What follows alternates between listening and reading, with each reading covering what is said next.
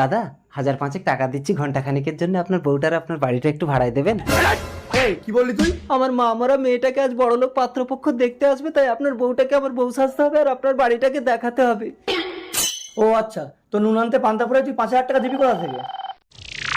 সর্বনাশী, দেখ তোমার ও মাগো, পাত্র চলে এসেছে।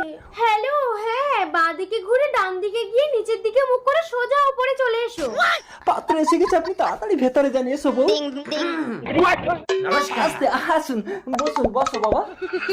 ও মাগো, ছেলেটা কি হ্যান্ডসাম। এই সর্বনাশী, মুখ ঢাকাতে। মদন বাবু, এ তো রাজপ্রাসাদ। হ্যাঁ, এরকম বাড়ি আমার অনেক আছে। আমার মেয়ের বিয়েতে এ বাড়ি আপনার ছেলেকে আমি দান করে দেবো। না না, এ বাড়ি আমি দেবো না। কেটা? ও এ বাড়ির চাকর। এই যা ভিতরে যা। আসলে অনেকদিন ধরে আমার বাড়িতে কাজ করছে তো, তাই বাড়ির মায়া ছাড়তে পারছে না। আমার বাড়িতে আমি চাকর? তা আপনাদের আসতে কোনো কষ্ট হয়নি তো? না না, আমার তো 10-12